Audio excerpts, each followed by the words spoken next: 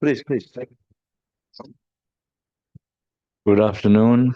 On behalf of the society, I would like to thank the two speakers, Mr. Teck Win Lim and Mr. Peter Leong, for putting aside their Saturday afternoon to come and give the talk.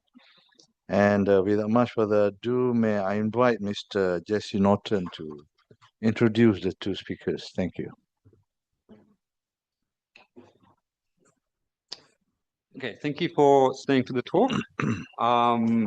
It's my privilege to introduce Teck Win Lim, who is an honorary associate professor in environmental and geographical sciences at the University of Nottingham, Malaysia.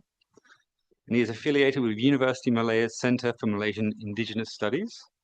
He studies interactions between people and nature.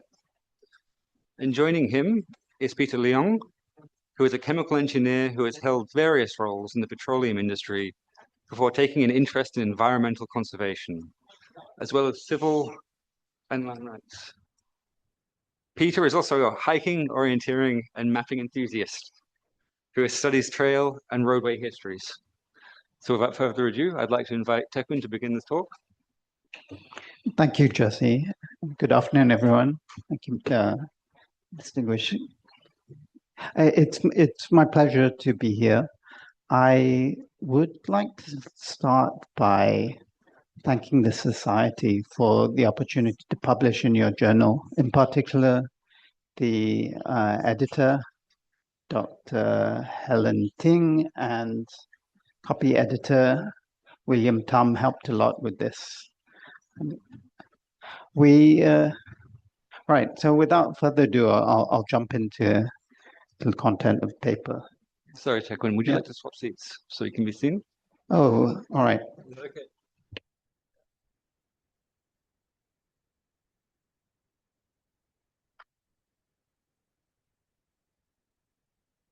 Hi. Right, where's the camera actually? Oh, it's over there. Hello, people online. Can't quite see myself, but all right, there we go. Okay, no, it's okay. All right, yeah. All right, so I grew up in the Klang Valley, and I think like many of us, we sort of asked the question, what the etymology of Kuala Lumpur was. From quite a young age, I was taught that it referred to muddy estuary. And then more recently, the translation that has been favored by tour guides and the official signage is muddy confluence. All right, so maybe I'll take the opportunity to do a quick poll of those present. Is there anything else apart from confluence or estuary that we were told that Kuala Lumpur refers to, or it translated in English? Is there anyone here? Right, maybe okay. So hands up for estuary, for the one that springs to mind. All right, there's one or two. Right, how about confluence? Right, confluence seems to win. Right, but yeah. Okay, so yeah, my co-author Peter Leong, he's got a big mouth, and so he just shouted out mouth. So yeah, this is kind of somewhat problematic. Translate Kuala into estuary or confluence. Confluence sort of meets the specific configuration of Kuala Lumpur, and you've got two rather large streams of roughly equal size coming together and then continuing on. And then we have estuary, which in English doesn't really refer to what we had previously. It sort of refers to a coastal confluence, in that you have the stream entering the sea, so it doesn't quite fit the KL situation, and so perhaps that's one reason why confluence has sort of won over in the KL situation over the years. However, I think that there's a problem with confluence, in that confluence sort of gives the impression that the two rivers are equal in terms of hierarchy, and the Malay word doesn't really mean it's not really appropriately translated. It's sort of confluence, sort of estuary, but I prefer these three terms over on the left. The most straightforward one is the one that Peter shouted out: mouth, or stream mouth, or river mouth. And then these two rather archaic English words, embouchure and débouchement, both sort of coming from French. And the idea is that they refer to a subsidiary stream joining a bigger stream, or sort of an anak sungai joining the mother stream. And so the Kuala is the location around the mouth of the child stream, the tributary. But if you look at the KL situation, it's complicated in that it's not obvious which stream is the anak and which one is the ibu. In fact, as you can see from this diagram, and this is something not in the paper, this is something being presented today for the first time, you'll see that the Sungai Gombak is actually slightly bigger than the Sungai Klang, in the sense that the upper, the Ulu Klang area is slightly narrower. And perhaps you might say, oh, maybe that's because the Klang Gates Dam has taken some of the water away. But actually, no. If you look at the size of the Gombak catchment area, it's about twice as big as the Klang catchment area. And so that sort of creates a confusing situation, in that why isn't the downstream portion of this stream named the Gombak? How come the Gombak ends here and the Klang continues? So I think this is slightly beyond the scope of this talk to answer that question, but suffice to say that this configuration puzzled everyone and led to the sort of simplistic translation that we have in the two books, which says that Kuala Lumpur refers to the fact that it just got muddy in this location, and there was a confluence, and that really didn't satisfy historians like Gulick, and neither did it satisfy, my co-author, myself. And so it was with some excitement that we learned that there was reference to a Sungai Lumpur, in the sense that there could have been a river named Lumpur, and that Kuala Lumpur refers to the mouth of this river. And this has been documented a bit in literature, but it was not until fairly recently, in fact, just a couple of years ago, where Mr. Moderator, Jesse Norton, he posted on the internet a reference to a Sungai Lumpur being a mile upstream of the Gombak estuary, or the Gombak confluence, the Gombak River, the Gombak embouchure, if you like, right? So, and so if we look back in the literature, there have been several references to a Sungai Lumpur, the first of which, 202 years ago, by John Anderson. I mean, in fact, we had hoped to publish in sort of like for the bicentennial of this publication, to honor John Anderson, who in fact he was the first to write about the upper part of the Klang Valley, and subsequent authors couldn't quite understand the place names which he referred to. But after Peter and I studied the full list, and they're just just an abridged list here, not including the 15 downstream localities. But we studied the full list, and we found that Anderson was careful and accurate. But what probably happened is that when it came to publication, his manuscript was set in type by someone who didn't really, who was not familiar with the language and not familiar with the locality.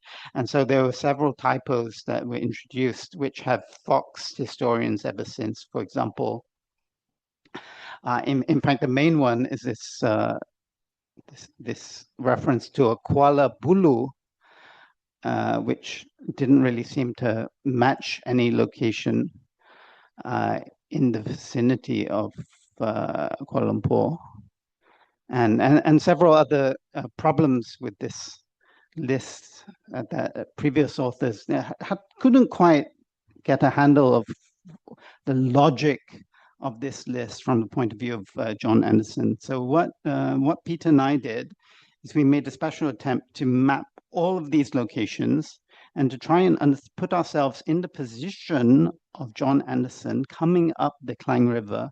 I think he came up in 1818, and to try and get a sense of the settlements that he encountered. So we did that. We created this map here, and we overlaid it with the tin-bearing locations in the Klang Valley. We also mapped all of the other 15 locations downstream, which I haven't shown on this map, but suffice to say that they all match locations which can be found today.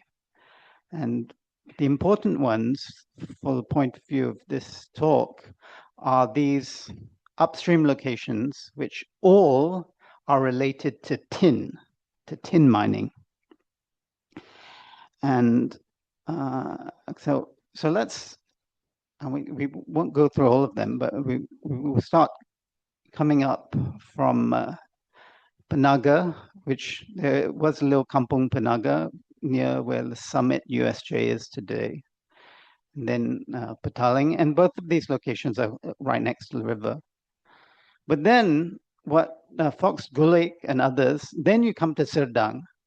And so the question is, how come you have Serdang after Petaling? It sort of didn't make sense unless you look at the configuration of the roads and you see that you do access Serdang via a track. Well, then it would have been just a track that joins the river. Today, it still joins the river after Petaling. And we'll come back to these later, but the main point is, as you come upstream, eventually, and right at the end, if you disregard these kind of side excursions, you do come to a location which is close to the heart of where we have Kuala Lumpur today. And it's so our conclusion is that Anderson was accurate. He was a good reference. And so there was a Sungai Lumpur somewhere in the location of where Kuala Lumpur is today. And indeed, there were several other references to a Lumpur river. The reason we titled our paper Muddy Waters is that these references are somewhat contradictory in that they, rather than help tell the reader today where this Sungai Lumpur was, they sort of confused the situation a bit. For example, the next reference was in 1872, a map that was in some papers that were collected by Charles Irving, and it was a sketch map of the Klang Valley, and this sketch map does show an Our Lumpur entering the Klang River around the vicinity of where KL is today. But confusingly, this Our Lumpur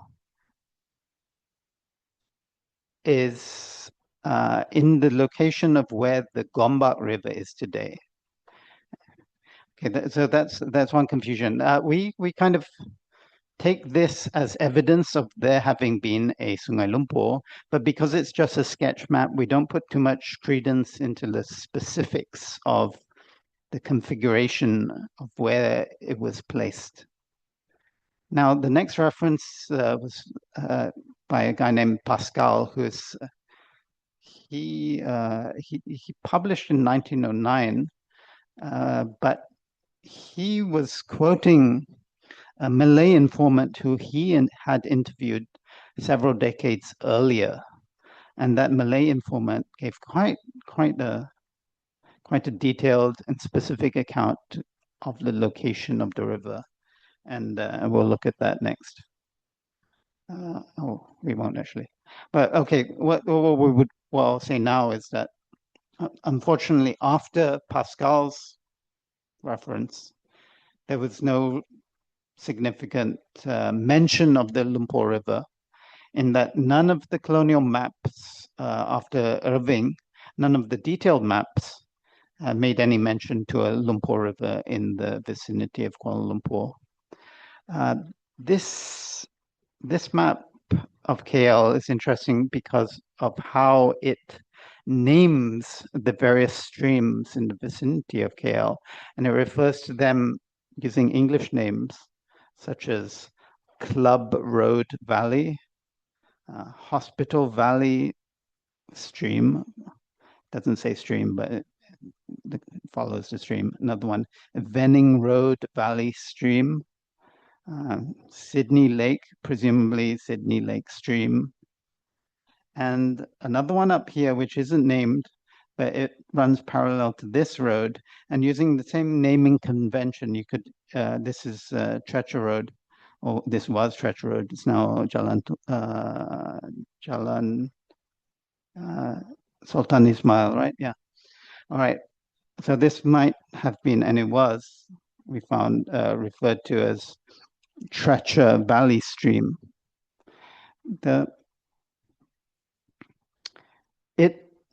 It matches the location that Pascal gave, which was that the Lumpur River joins the Klang River at Tangachina, a mile upstream from town of Kuala Lumpur.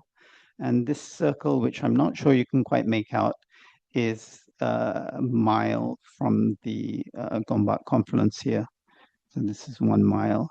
And so you can see the Kuala of the Treacher Valley stream is roughly about, it's almost exactly a mile as the crow flies from Masjid Jami.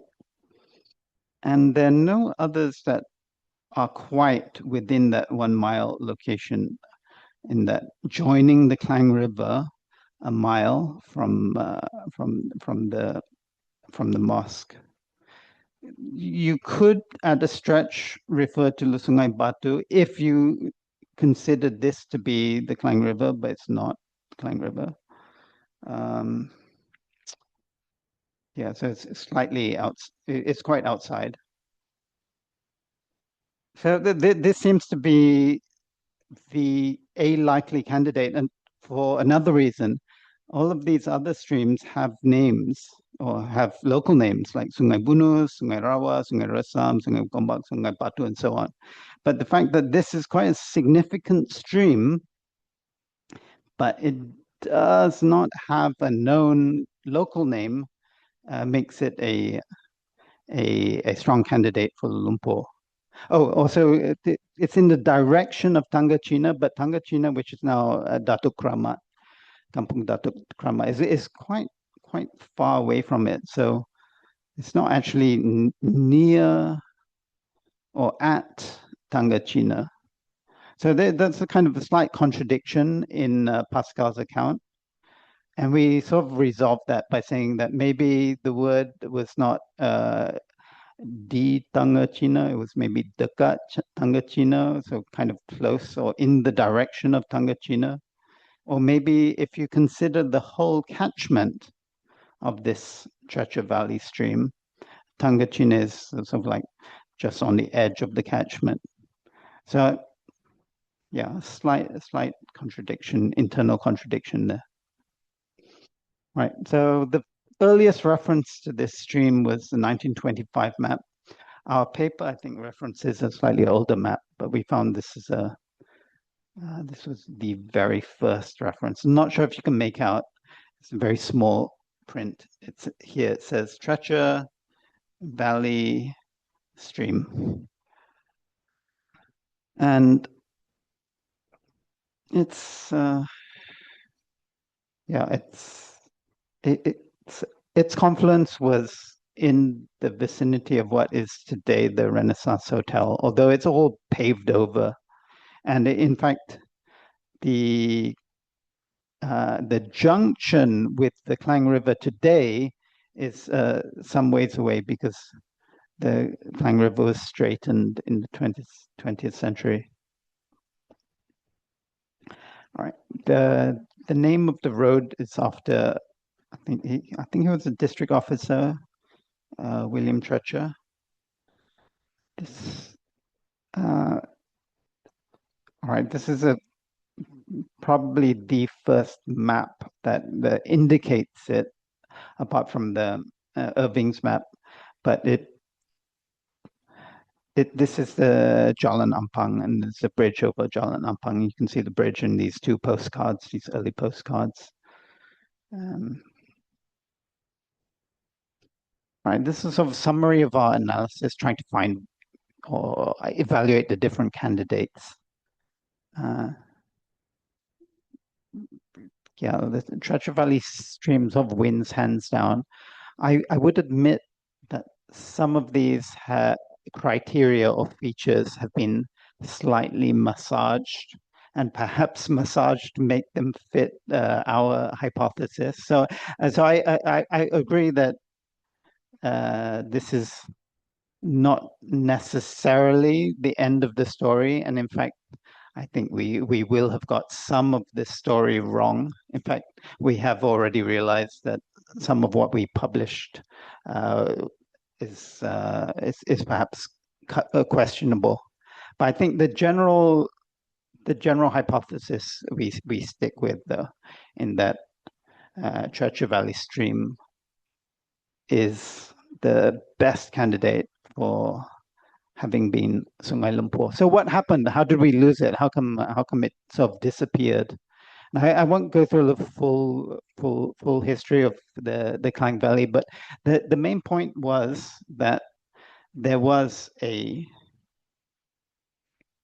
civilization in the Klang Valley stretching back thousands of years. There were people living in the peninsula well before the Chinese tin miners arrived, and so I think what we sort of like came to the conclusion was that it was rather it highlighted the blindness among the British for the fact that the landscape was an ancient landscape, and the landscape had names associated with it. It was not a blank slate. It was not terra nullius. There had been people in the Klang Valley for many millennia, and tin had been mined in the interior for thousands of years, not to the scale, of course, as the 19th century, but there is evidence that tin had been taken out for many generations beforehand. All right, what else to say about this?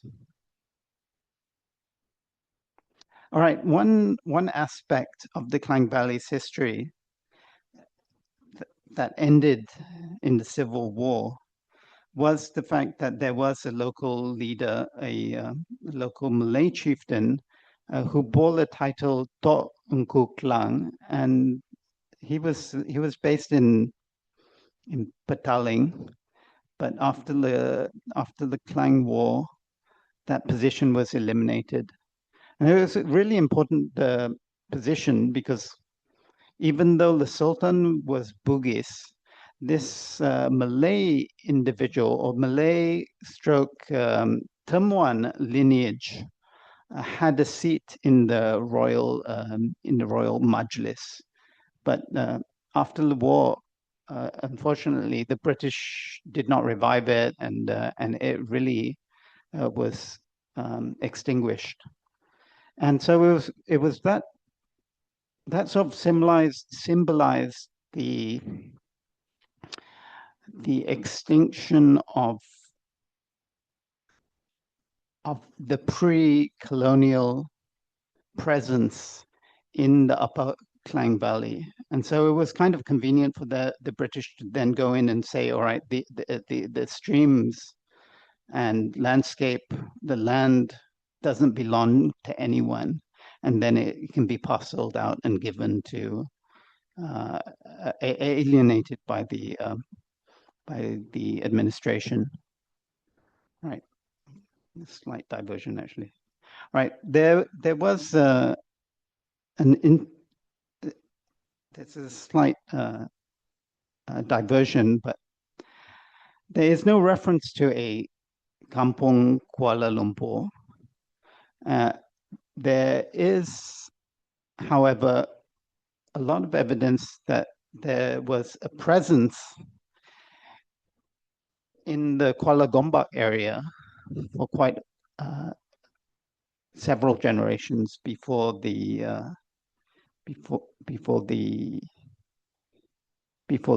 area became known as Kuala Lumpur, Bandar Kuala Lumpur, and that is perhaps illustrated best by an older name for the hill, Bukit Nanas.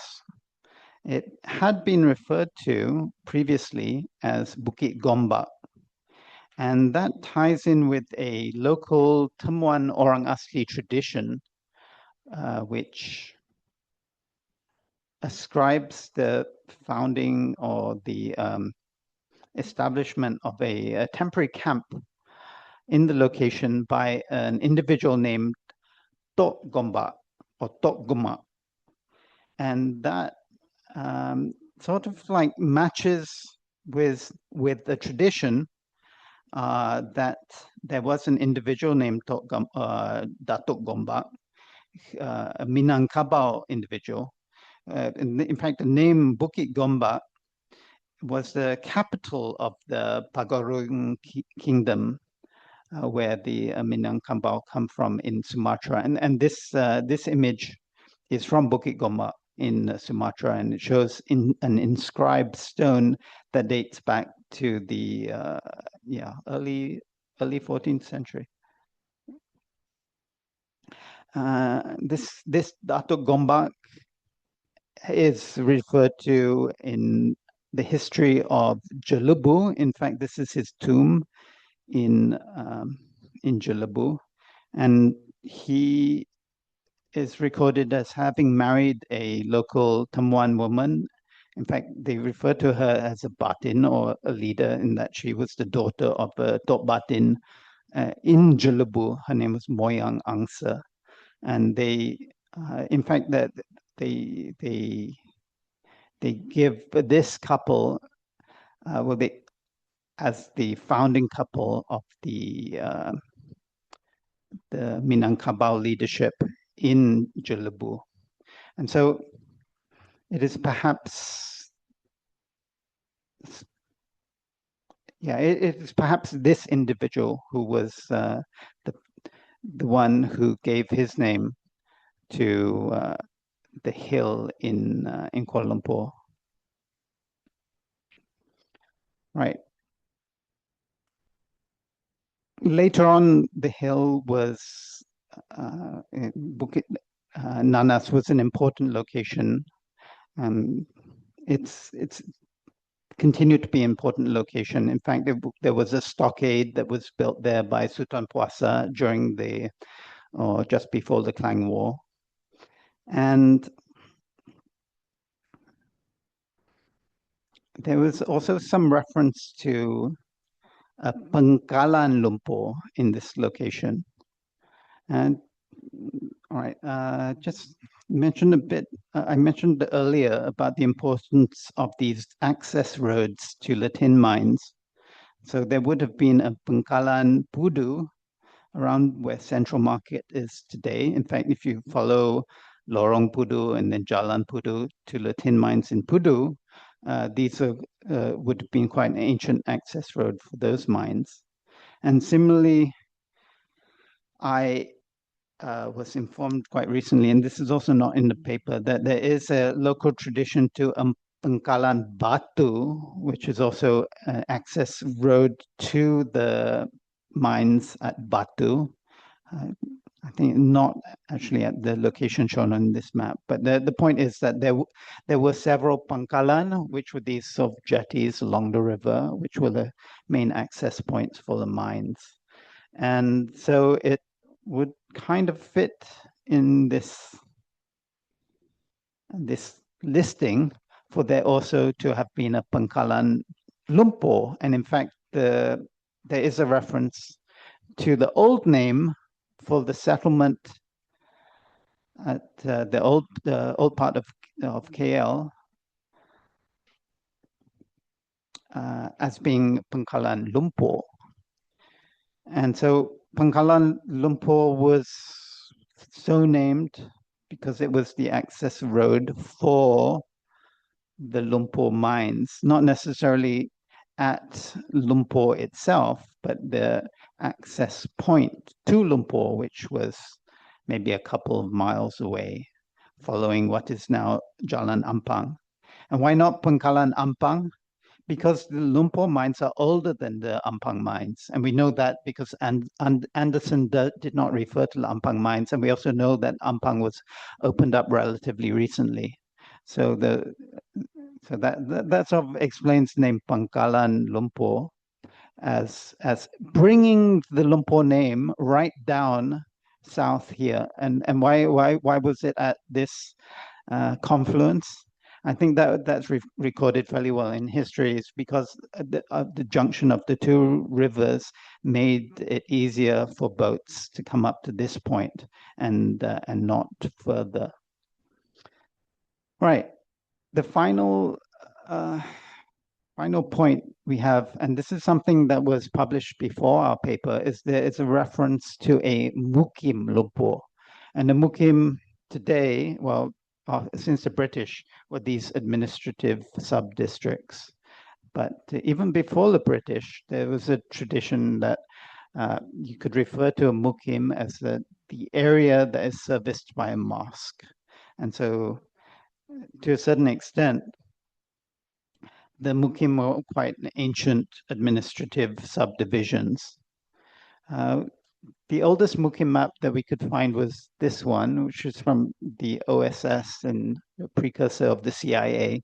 They published this map in 1945, and it shows the configurations of various Mukim in the vicinity of KL. And so the important points here is that you'll see that there was this Kuala Lumpur Mukim, which had been subdivided into the Bandar Kuala Lumpur. And so the Bandar Kuala Lumpur is a Mukim in its own right, and Kuala Lumpur is also a separate Mukim according to this map. And then you have an Ampang Mukim as well. So our theory, or one of our theories, is that there would previously, as I mentioned, it's not our theory. The idea was that there would previously have been a Mukim Lumpur covering this entire area shown on this map. And the Mukim Lumpur presumably would have been centered around here because that's where the mosque would have been.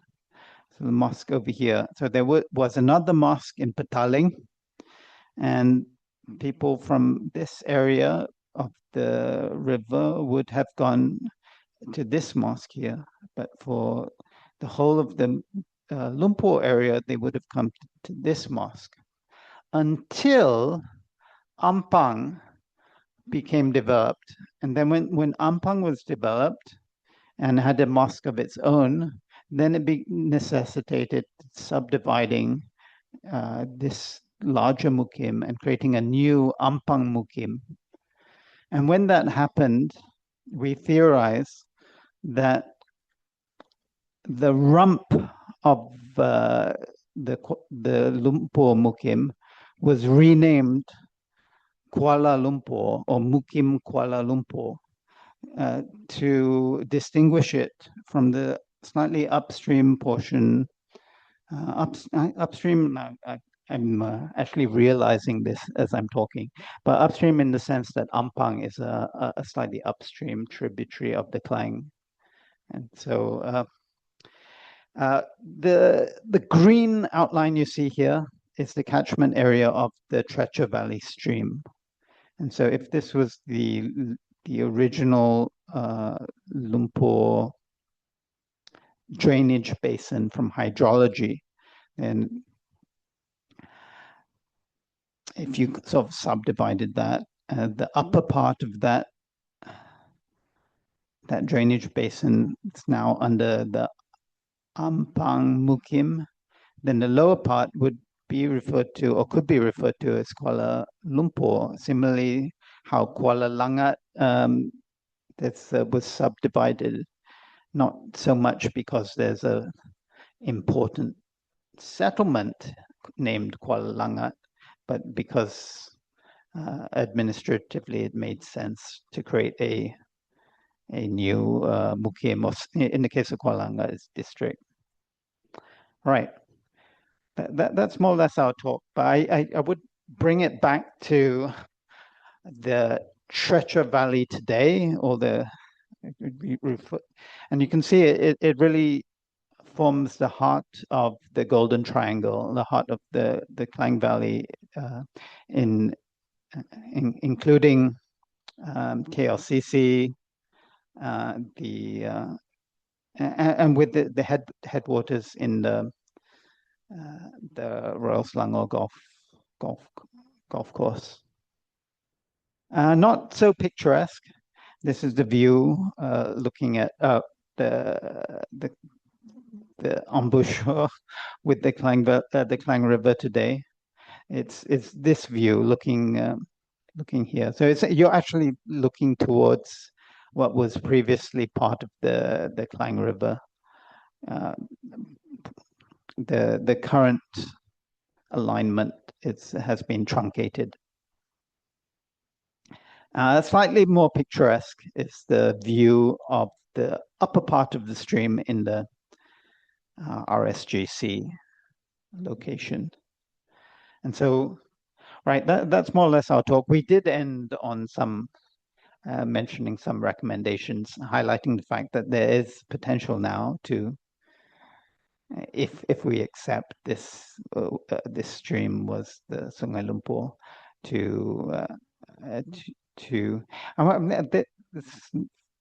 there is a trend around the world which they refer to, people refer to as daylighting of ghost streams. And so ghost stream is a stream that's been covered up, a stream in the middle of the city that's been covered up. But there, however you view it, there is certainly potential for unearthing a covered up aspect of the Klang Valley's heritage. And regardless of whether you accept our hypothesis or not, the fact is that there is this stream that has been forgotten and covered up, and it might well be the source of the real name of Kuala Lumpur. Thank you. Yeah. Okay. Okay. Do you want to see it?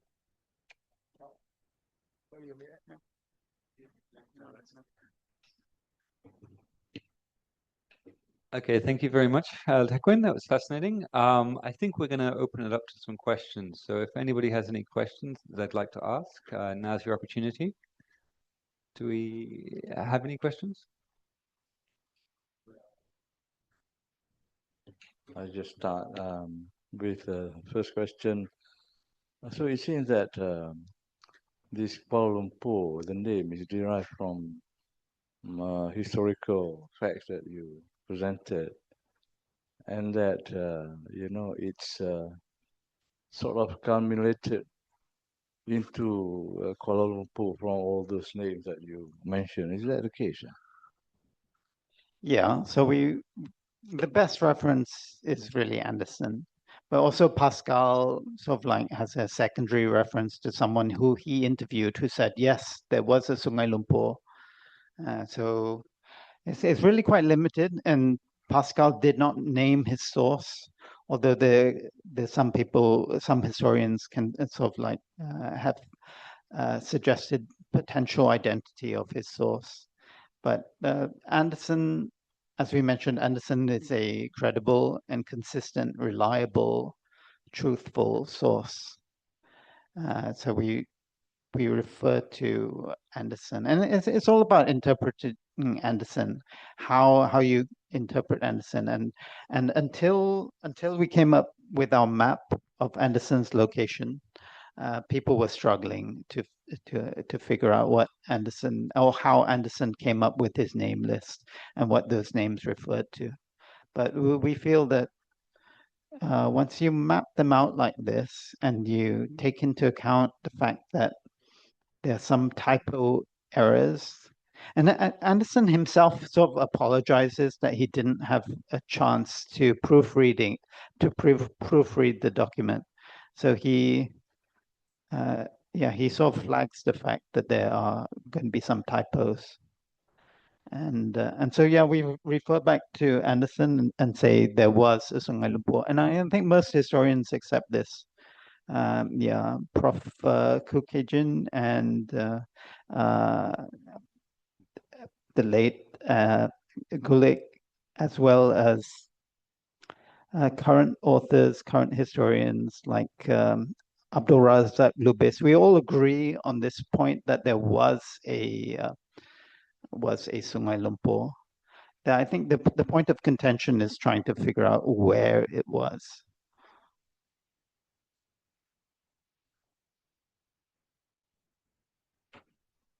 If I may add something here.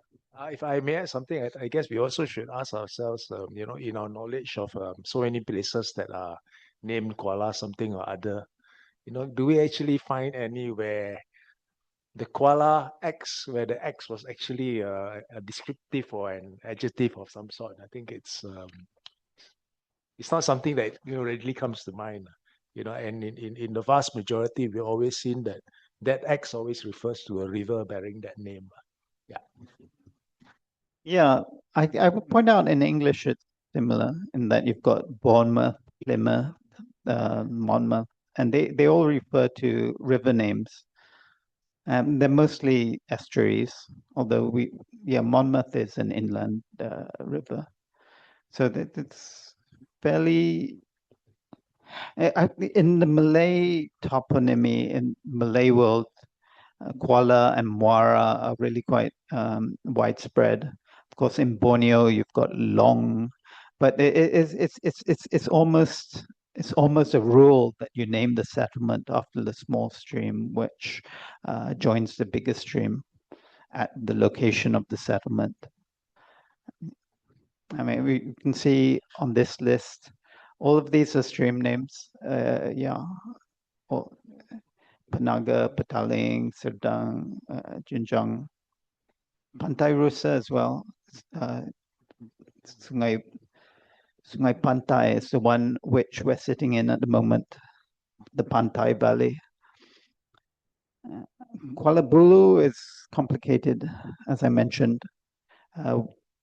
If you read our paper, we explain why we think it refers to Pudu, and it's a typo for Pudu.